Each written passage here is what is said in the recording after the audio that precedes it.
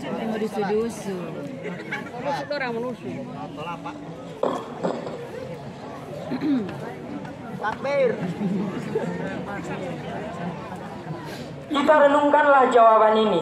Sederhana, doa tidak didengar Tuhan, permohonan tidak dikabulkan olehnya. Tapi kalau kita memenuhi kepada renungan yang lebih jauh, kemalangan apa yang lebih besar selain daripada kalau Allah sudah berpaling kepada kita dalam hidup ini. Allah sudah masa bodoh sama kita. Kemana lagi tempat kita bernaung? Kemana lagi bumi tempat kita berpijak kalau Allah sudah berpaling dalam hidup ini? Kemana kita? Itulah kemalangan yang paling besar dalam hidup ini. Sementara kita berleha-leha, saking angkuhnya dan sombongnya teman-teman, merasa tidak ada kewajiban kepada Allah. Kemalangan itu, menurut kita kemalangan itu kehilangan jabatan, kemalangan itu kehilangan harta benda, kemalangan itu kehilangan orang yang kita cintai. Allah berpaling dalam hidup kita, gak pernah kita melakukan evaluasi. Nah, apa yang menyebabkan hati itu jadi mati sehingga tidak ada getaran yang nyambung ke aras, yang menyebabkan Tuhan berpaling dari kita? Ada beberapa hal yang menyebabkan hati jadi mati. Imam Hasan Al-Basri menjelaskan,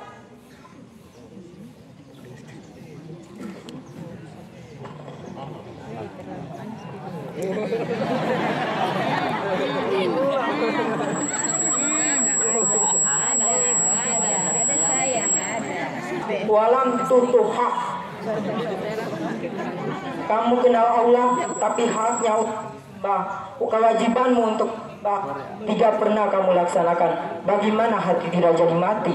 Kenal siapa pencipta alam semesta? Allah. Siapa pencipta lautan, gunung, sungai? Allah. Siapa pencipta langit dan bumi? Allah. Siapa pengatur segala-galanya?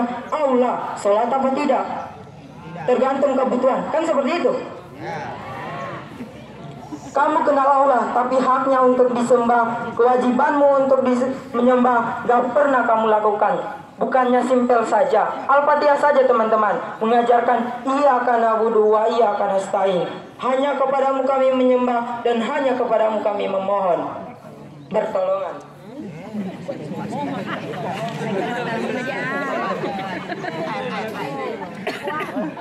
Lagi ada batalan ludah. Ya begitu.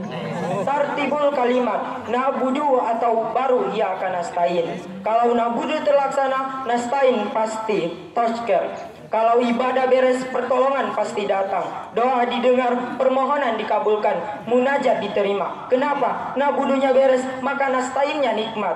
Kalau hati dia mau mati, jagalah pengenalan kita kepada Allah. Tidak diiringi dengan pendekatan kita kepada Allah. Bagaimana pun cara mendekatkan diri kepada Allah? Logika saja, mau dekat dengan presiden, harus mengikuti protokolnya. Mau dekat dengan gubernur, harus mengikuti protokol yang dibuat oleh gubernur. Gak bisa dengan gubernur dengan menggunakan peraturan sendiri. Mau dekat dengan Allah, bikin metode sendiri. Dengan jalan melamun, duduk madep gidul, bengong 4-5 jam. Mau dekat dengan Allah, ikuti aturannya, bukan dengan cara membuat sesuatu sendiri. Yang kedua, yang menyebabkan hati jadi mati, krotomul Quran walam tum malubi. Kamu baca Al-Quran, kamu dengungkan Al-Quran, kamu sanjung Al-Quran, walam ta malubi, tapi isinya, ajarannya tidak pernah kamu laksanakan. Isinya, ajarannya sering malah diinjak-injak.